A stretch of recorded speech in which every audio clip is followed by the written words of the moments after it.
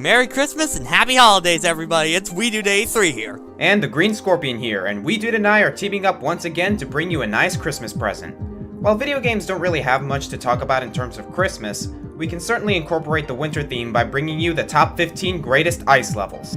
Ice levels aren't really as infamous as water levels, but they still tend to get a lot of hate, mainly because of the ice physics. However, ice levels really stand out if they're done right. We'll be judging these levels on visual design, atmosphere, and how well it uses the ice theme in terms of gameplay. And as usual, only games we've played, and only one per franchise. So as much as we want to put Heart of Ice from Uncharted 2, neither of us have played it, so bear with us. And with that, let's get started!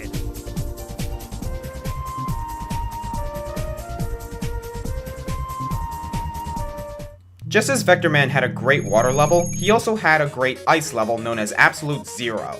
The name alone causes you to imagine how cold it is in this level, especially since it's a level that's completely submerged in water. If there's a level that honestly makes me feel cold, it's this level. Just like Tidal Surge, Vectorman controls rather decently in the water, and the swimming upgrade only makes things better. The design of this level is also really nice, making you feel like that the water you're in is blistering cold. This level is fantastic, but it isn't any higher mainly because it doubles up as both an ice and water level. But the cold atmosphere and the eeriness this level presents certainly makes for a memorable experience. And if you got a level that can have that kind of atmosphere, it deserves to be on here.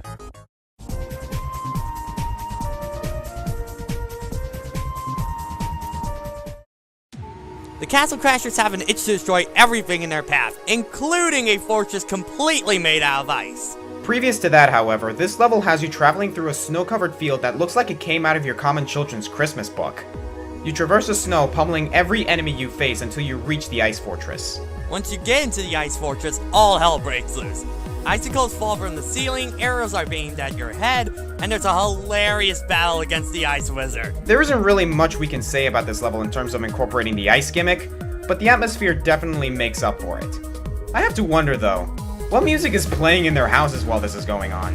I'm guessing this. Sounds of metal. 'Tis the season to be brutal.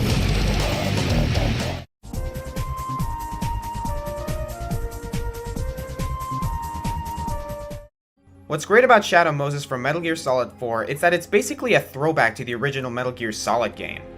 Sure, we could have done Shadow Moses from the first game, but that spans throughout the entire game, so unfortunately we can't really count it.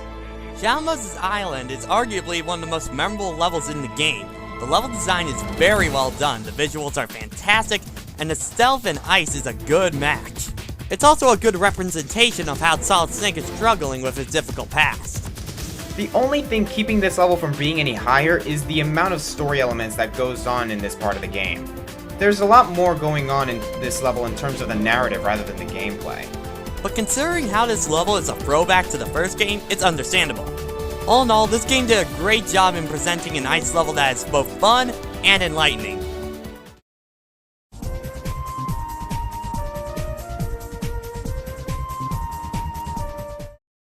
Donkey Kong Jungle Beat is sadly an overshadowed game. Going through the world as Donkey Kong using the DK bongos makes this one of the most fun and unique games the lovable ape has ever been a part of. One level that certainly gave a great experience for gamers was Ice Warren. This level has it all from aesthetics to gameplay. The visuals and level design are very well done with detailed ice structures and bright ambience. In terms of the gameplay, this is one level that truly tests the reflexes and platforming skills of the player. Not to mention, riding the ram at the end of the level is always fun. While this level is a bit on the short side, it provides great gameplay and a really fun time. Exactly how an ice level should be.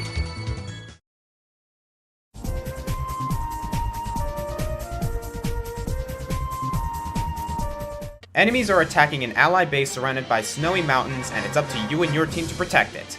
With that, we get Fichina from StarFox 64. But it's not Fichina, it's Fortuna! Well, not exactly. It was a mistranslation in StarFox 64 where they named it after the dinosaur planet in the Lilat system, Fortuna. But it was finally fixed in the 3DS port.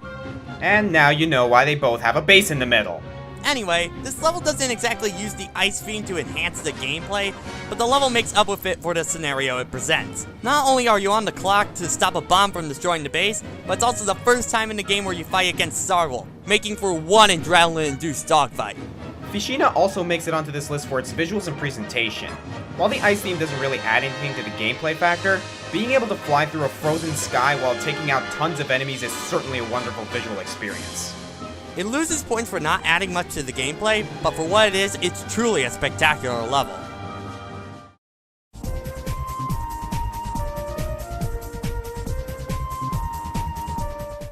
Majora's Mask is known for having excellent level design that gave a sort of eerie feel. With that, we get Snowhead Temple from Majora's Mask.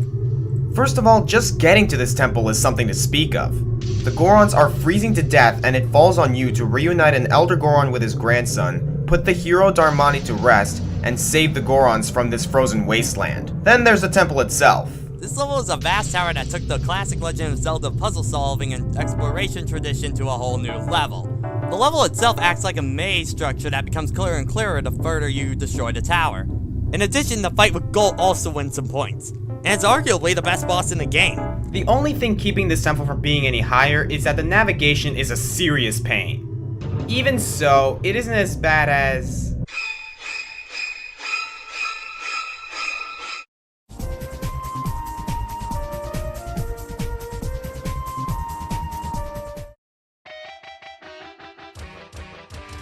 Super Mario Bros. 3 revolutionized the early generation of video games with innovative gameplay and spectacular level design.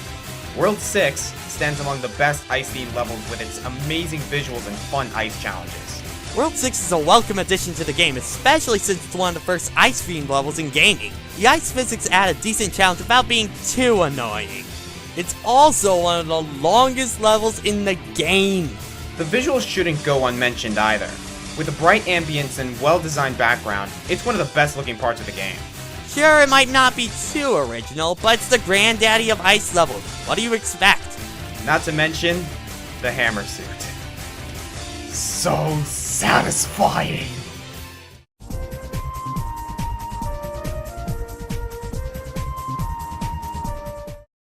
Ah, Kirby's Epic Yarn, such an underrated game.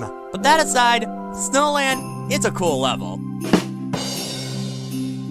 The yarn designs of Snowland make for truly gorgeous visuals, and this was a challenging level when it came to collecting enough beads. Also, the snowboarding challenges are pure delight. I also love the amount of detail they put into this level. It honestly feels like Christmas time whenever I play it. And thankfully it doesn't start as soon as Halloween starts! Seriously, does anybody care about Thanksgiving? Well, let's see, there's you, me, Corda did a special on it, so did Rabbit Luigi, and It was a rhetorical question!